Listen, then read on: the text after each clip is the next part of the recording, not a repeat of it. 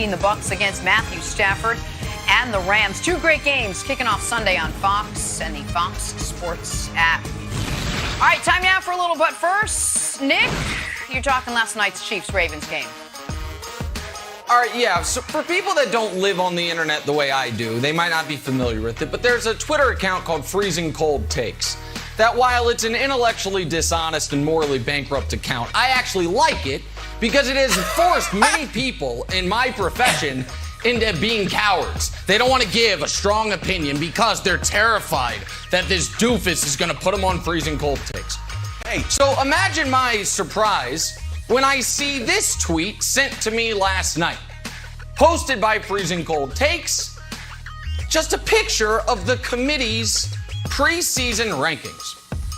And my question here is, what is freezing cold about this tweet, about this take, about these rankings?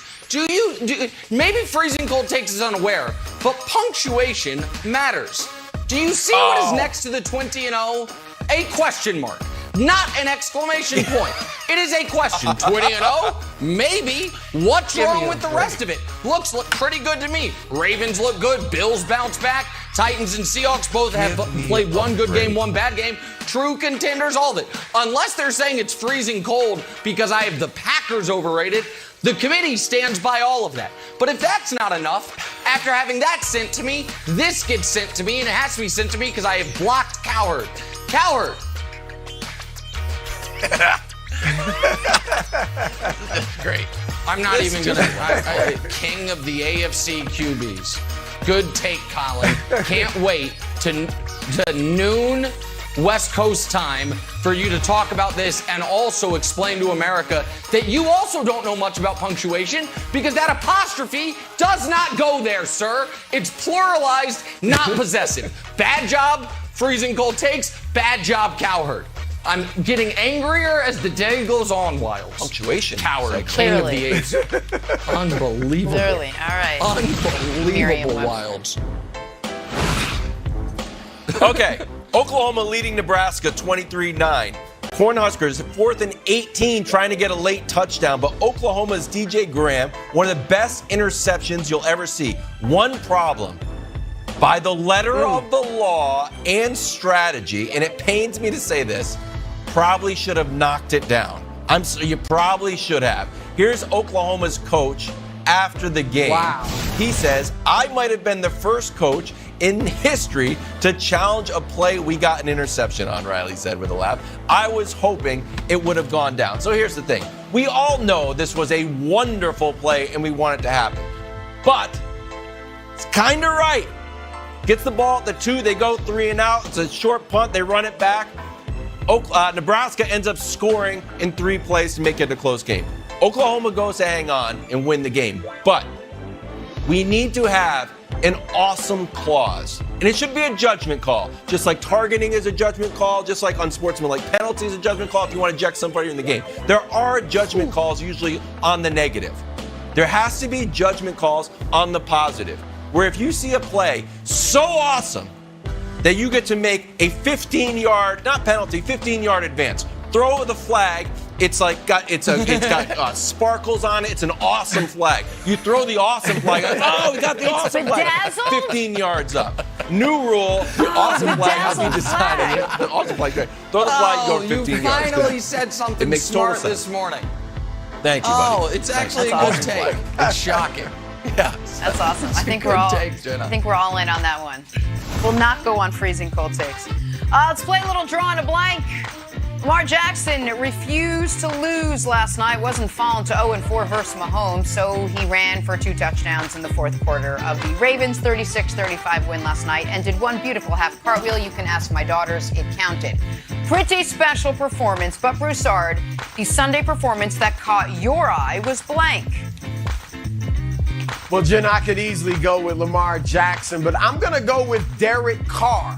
Derek Carr, not only did he play great for the second straight weekend in taking out one of the AFC's top defenses last week. It was the Ravens, who you may have heard beat Nick's Chiefs yesterday. So he has looked tremendous through 2 games. It is not an overstatement. I never thought I'd say this. It's not an overstatement to say Derek Carr is firmly in the MVP race. As early as it is, he is firmly right there. The pace he's playing at right now. And here, it's not just the stats. The stats were tremendous, right? 2 touchdowns, over 300 yards. But it is the circumstances under which he performed. He was missing 3 of his starting offensive linemen.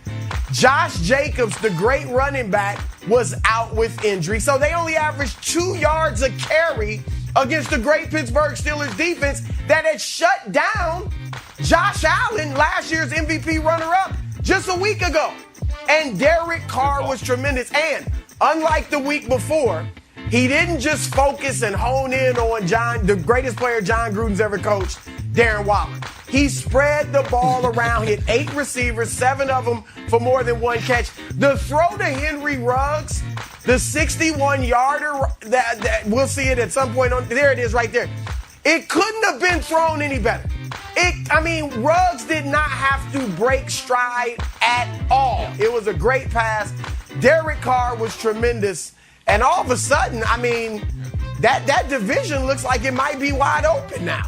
I'm just saying, after 2 weeks. Normally during this drawing a blank segment, I say, good take, Broussard, but here's mine. But today, I'm going to tell the truth. Terrible take. He wasn't even the best Derek of the day. Because the best Derek was Derrick Henry. He was also the best performance of the day. 182 yards, 3 touchdowns, down 14 on the road in Seattle. What does Derrick Henry do? Once they're down 14 in the 4th, he has 107 yards and 2 touchdowns. This is how good Derrick Henry is. He was mediocre at best week 1 at 58 yards. And it's like, oh my goodness, you're already way behind the sticks as far as what you're going to need if you're going to need to have a 2,000-yard season. You're going to need to have 178 yards to get back on track for a 2,000-yard season. So he gives you 182.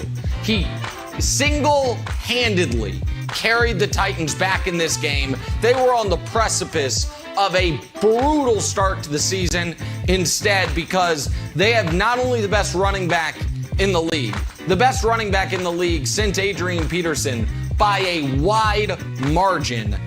That's why he was the best player in the NFL this weekend. That's why they're 1-1.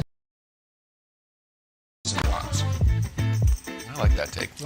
There is a scene in the Tom Hanks movie Big where they've got a meeting and they're going over a toy. And Tom Hanks was a child, remember, but then he's, in a grown-up's body, raises his hand and says, I don't get it. And they're like, what don't you get? He's like, I don't get it. That was me with Zach Wilson.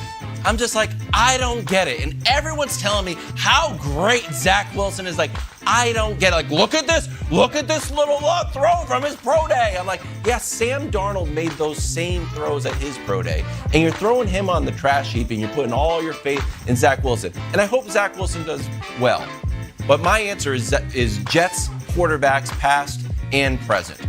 Old Zach Wilson decided to test the Patriots secondary. It didn't go too well. 4 interceptions. Meanwhile, Sam Darnold has got Robbie Anderson. He's got Christian McCaffrey looking great. And he's also Tom Brady-esque as inspiring the Carolina defense, which is number 1 in pass defense and number 1 in rushing defense. They've given up a total of 21 points. So, Sam Darnold over Zach Wilson, should have never let him go. That's the hottest take he got, but it's true. My Sam Darnold stock going through the roof. Going through the roof. Hey, Belichick beating up on a rookie quarterback.